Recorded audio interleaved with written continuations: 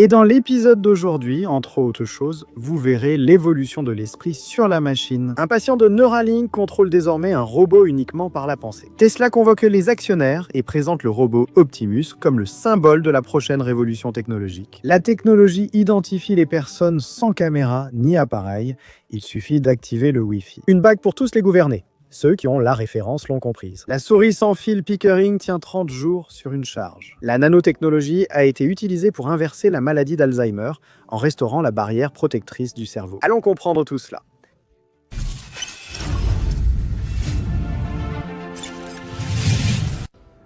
Bonjour, impressionné et impressionné, je suis Carlos Alves et vous êtes sur Réalité Impressionnante. Si vous aimez notre chaîne, laissez déjà votre like, si vous pouvez, partagez et laissez un commentaire pour aider à l'engagement. Sans plus attendre, allons directement à la vidéo.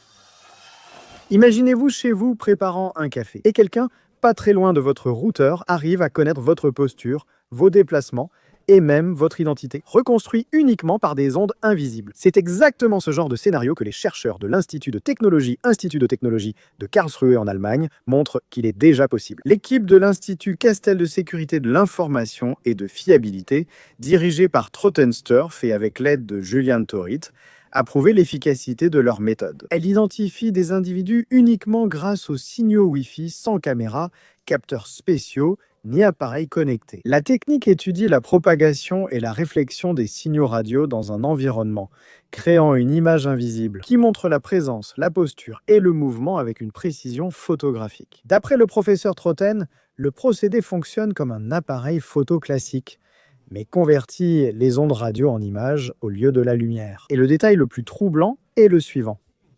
Peu importe si la personne porte un appareil ou non, même si les appareils sont éteints, d'autres routeurs ou dispositifs actifs à proximité suffisent déjà à générer les données nécessaires. L'équipe explique que les signaux de retour transmis par les réseaux Wi-Fi fournissent des informations de faisceau, beamforming, feedback, information. On peut reconstituer la silhouette et le mouvement d'une personne. Ces signaux ne sont pas cryptés et peuvent être collectés par des tiers, rendant la méthode accessible et difficile à détecter. Lors de tests sur 197 participants, les scientifiques ont identifié les individus avec presque 100% de précision. Même avec des styles de marche et angles différents, le chercheur Julian Tolet avertit qu'un routeur ordinaire peut devenir un outil de surveillance. Dans un simple café avec le Wi-Fi activé, il pourrait, en théorie, enregistrer la présence de quelqu'un qui passe à cet endroit de façon répétée, sans que la personne ne le sache jamais. Avec des réseaux sans fil présents presque partout, des maisons sur place publique, le risque que cette technologie évolue vers un système de suivi invisible est bien réel. Bien que l'étude ait des objectifs scientifiques, le groupe lui-même reconnaît le potentiel inquiétant de leur découverte. Le Wi-Fi, un outil essentiel de la vie quotidienne, peut devenir une infrastructure de surveillance ambiguë, capable de cartographier et d'identifier les personnes en temps réel.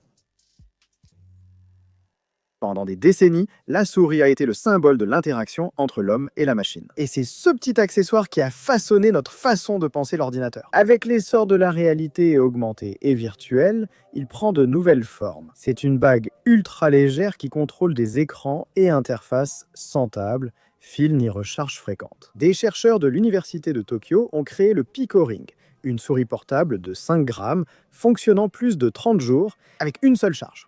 Contrairement aux contrôleurs réalité augmentée classiques, qui sont lourds, limités et peu autonomes. Le Pico Ring emploie un système semi-passif consommant jusqu'à 500 fois moins d'énergie que le Bluetooth classique. L'innovation tient à la télémétrie inductive semi-passive ou semi-pitch.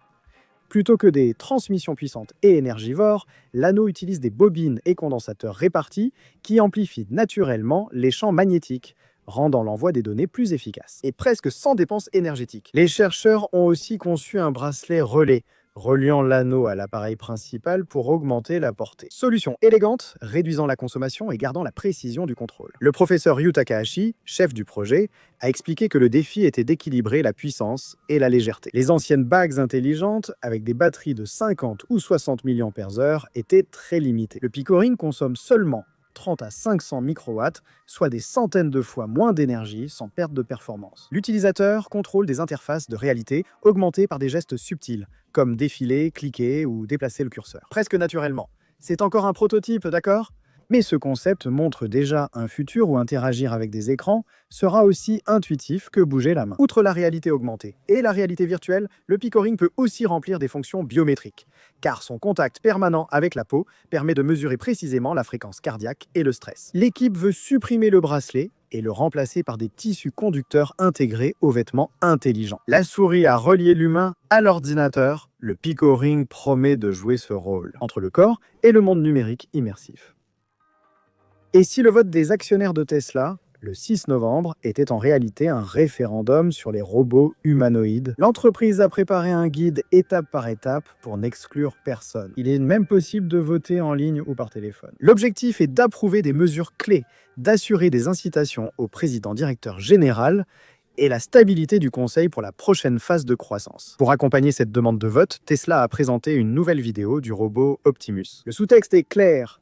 L'intelligence artificielle et la robotique sont désormais centrales pour l'avenir. Le clip montre le robot parlant et présentant les actions importantes dans la vie réelle, comme faire rouler un iPad ou sortir une feuille d'une enveloppe sans la plier. Elon Musk a déclaré que les mouvements sont maintenant contrôlés par l'intelligence artificielle, qui se trouve à l'intérieur du robot et non plus par téléopération, comme c'était le cas auparavant. Cela est lié au plan de rémunération de Musk qui dépend d'objectifs vraiment énormes. Atteindre 8,5 billions de valorisation et 400 milliards de revenus annuels, entre autres points évoqués. La vidéo explique que l'autonomie des véhicules, les robots taxis et le stockage d'énergie solaire, par exemple, sont utiles. Pour franchir cette étape, il faudrait un robot humanoïde utile, évolutif et suffisamment habile pour les usines, la logistique et les tâches répétitives.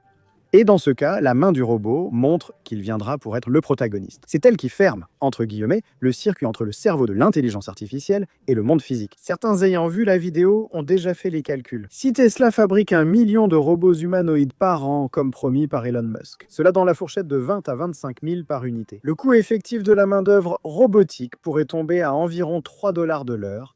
Aucun poste humain, assurance réduite, maintenance modulaire et formation logicielle. Cela vise bien sûr le plus grand marché adressable de l'entreprise, le travail physique humain qui est estimé à 40 000 milliards par an. Des tâches comme prendre et poser sont standardisables, dit Elon Musk. Bien sûr, il y a un autre aspect à cela. Là, c'est bien, un bond de productivité d'un côté, des chocs sur l'emploi de l'autre, et Tesla n'est pas seul dans cette course. Non, la vidéo mentionne Figuri, Apptronik et plusieurs entreprises chinoises concurrentes dans cette course. Parallèlement, l'intelligence artificielle s'accélère. Il a été mentionné que OpenAI prendrait 10% de AMD pour élargir l'accès aux puces, tandis qu'NVIDIA reste le fournisseur dominant. C'est un contexte qui aide à expliquer pourquoi Tesla associe maintenant le vote à un Optimus, plus convaincant.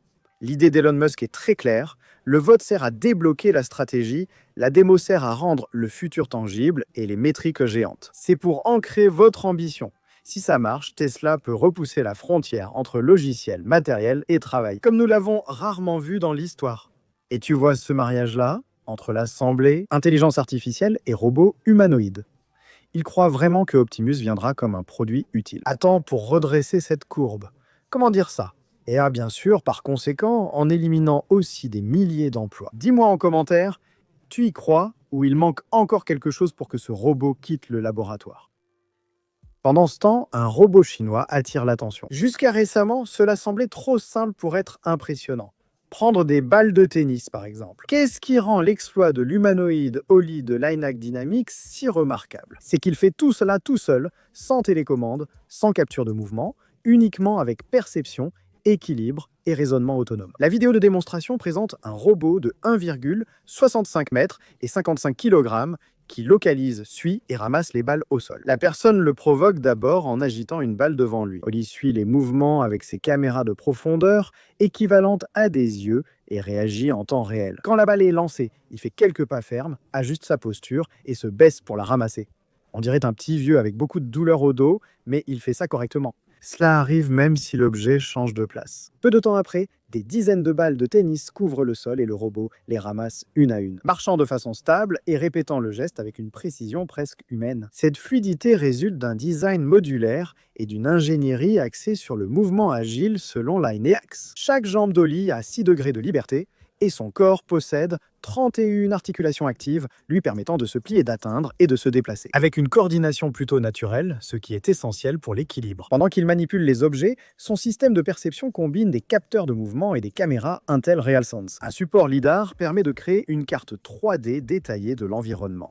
Mais ce qui différencie vraiment Oli, c'est son intelligence embarquée, c'est-à-dire sa capacité entre guillemets. Penser avec le corps, il n'exécute pas des commandes préenregistrées. Il interprète l'espace, prend des décisions et ajuste ses mouvements en temps réel, ce qui, selon les ingénieurs, le rapproche d'un comportement biologique. Linux Dynamics considère que réduire la barrière de l'apprentissage par renforcement est la première étape de sa mission. Atteindre une autonomie totale en robotique humanoïde. Le robot a été conçu pour une dextérité physique et une intégration continue. Il se connecte en Ethernet et USB 3.0, compatible avec Isaac, SIM, Mujoko, Gazebo, et reçoit de nouvelles bibliothèques de mouvements via mise à jour over the air. Cela en fait une plateforme ouverte où chercheurs et ingénieurs peuvent créer de nouvelles compétences, des tâches industrielles aux simulations d'interaction humaine. Oli peut sembler n'être qu'un robot ramassant des balles de tennis en ce moment ici. Mais ce qui se cache derrière, c'est un exemple très clair d'une nouvelle étape que la robotique est en train d'atteindre, où les machines non seulement obéissent, mais commencent déjà à comprendre le monde qui les entoure.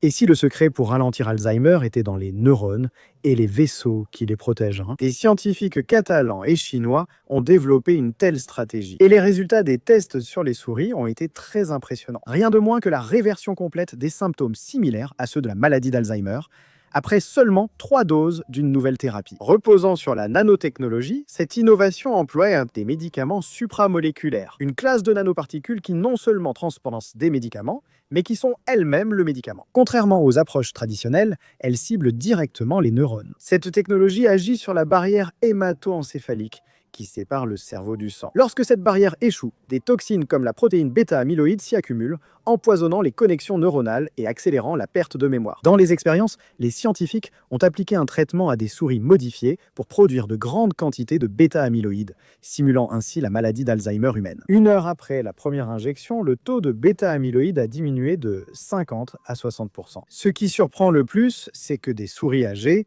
équivalent à des humains de 90 ans, ont retrouvé un comportement de jeunes en bonne santé. Et cela après seulement quelques mois de traitement.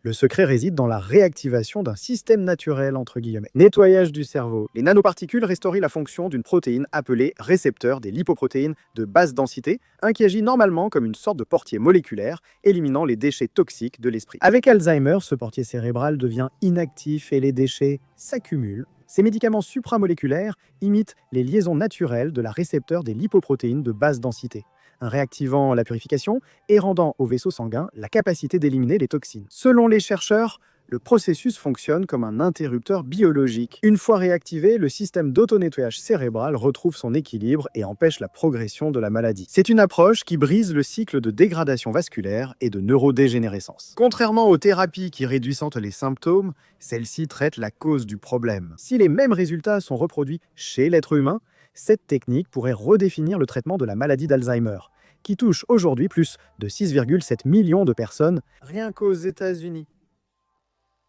L'idée de déplacer des objets par la pensée grâce à la technologie a toujours paru être de la science-fiction. Et cela jusqu'à l'arrivée de Neuralink par Elon Musk. Et maintenant, que fait son entreprise? Elle vient de présenter un patient atteint de sclérose latérale amyotrophique qui utilise son implant cérébral pour contrôler un bras robotique. Il effectue seul des tâches quotidiennes comme réchauffer des plats, ouvrir le frigo et boire dans un verre. Le protagoniste est Nick Ray, le 8e volontaire à recevoir la puce cérébrale N1 de la taille d'une pièce de monnaie. 128 fils ultra fins sont directement connectés au cortex, moteur du cerveau. Ces fils, tous plus fins qu'un cheveu humain. Ils ont 1000 électrodes qui captent les impulsions neuronales et les transforment en commandes numériques par Bluetooth. En pratique, les pensées des patients deviennent des actions précises, comme Easy. Déplacer le bras robotisé, saisir des objets et manœuvrer son fauteuil roulant. Lors des tests, le patient a montré une grande dextérité en déplaçant 39 cylindres en 5 minutes. Il a réalisé des tâches complexes de coordination, comme jongler, sauter et placer des pièces. Dans une scène emblématique, il a utilisé par la pensée un bras robotique pour porter un verre à sa bouche et boire sans aide. Cette avancée, issue de l'étude clinique Convoy, approuvée par la Food and Drug Administration, vise d'abord à redonner autonomie aux personnes atteintes de paralysie grave. C'est une étape majeure pour Neuralink et le domaine des interfaces cerveau-ordinateur, qui a su transformer les pensées en commande numérique de façon sûre et continue. Le parcours de l'entreprise Elon Musk, cependant, n'a pas été du tout simple. En 2022, par exemple, la Food and Drug Administration avait déjà rejeté le projet pour des raisons de sécurité. Parmi elles, le risque que les fils de l'implant se détachent du tissu cérébral. Et ce problème s'est effectivement produit par la suite. Chez l'un des premiers patients, Nolan Jarbalg, qui a perdu environ 85% des connexions physiques de la puce après son implantation. Mais Neuralink a réagi rapidement. Au lieu de remplacer le dispositif, ils ont sans doute créé un logiciel pour réinterpréter les signaux restants. Cela a permis aux patients de garder le contrôle. Aujourd'hui, avec des tests déjà réalisés aux États-Unis, au Royaume-Uni et au Canada, le projet commence à révéler quelque chose de vraiment profond. Un pont direct entre l'esprit et la machine, sans muscles ni voix. Et bien qu'il y ait encore des défis éthiques et médicaux. L'image d'un homme qui déplace le monde autour de lui uniquement par la pensée et une machine montre que la technologie est en train de créer un nouveau monde. Quelque chose de vraiment impressionnant. Le robot Atlas de Boston Dynamics a franchi une étape importante, vers un futur où les machines agissent avec autant de précision et de sensibilité. Peut-on dire qu'un humain le fait? La version présentée par l'entreprise a des mains à 3 doigts, des capteurs tactiles et des caméras dans la paume, permettant au robot de soulever objets lourds ou fragiles avec précision. Pendant plus d'une décennie, Atlas est devenu bien connu pour son agilité physique, courant, sautant et réalisant ses acrobaties de parcours. L'accent change maintenant et se porte sur la partie la plus difficile de la robotique, le toucher. Selon l'ingénieur Alberto Rodrigues, les pinces, ou les mains, on peut les appeler ainsi, sont l'un des composants les plus complexes d'un robot humanoïde. Appuyez à juste titre, d'accord? Chaque centimètre de cette nouvelle main est rempli d'actionneurs, capteurs et caméras qui doivent fonctionner ensemble pour des mouvements fluides et précis. L'ingénieur Karl Prince a présenté la main de 2e génération dotée de 7 degrés de liberté, 7 actionneurs et d'un pouce fonctionnel. Ce pouce permet à Atlas de manipuler précisément en adaptant sa force selon l'objet. Il peut désormais saisir, tourner, empiler et déplacer en toute sécurité des objets de taille et formes variées. Des boîtes robustes aux objets fragiles, Rodrigues explique ce qui suit.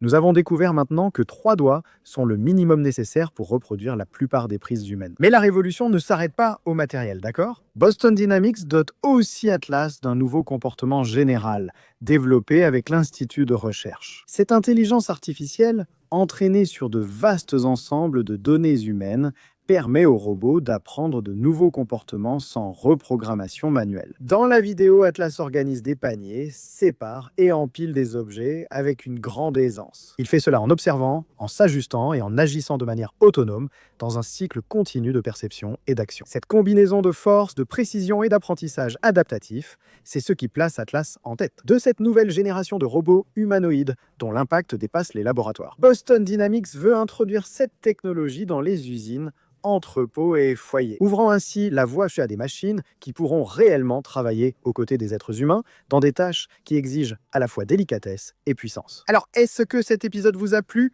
Si oui, souvenez-vous que toutes les sources sont disponibles ici dans la description. D'accord? Merci de m'avoir accompagné. Cliquez sur l'une des suggestions à l'écran. À la prochaine vidéo.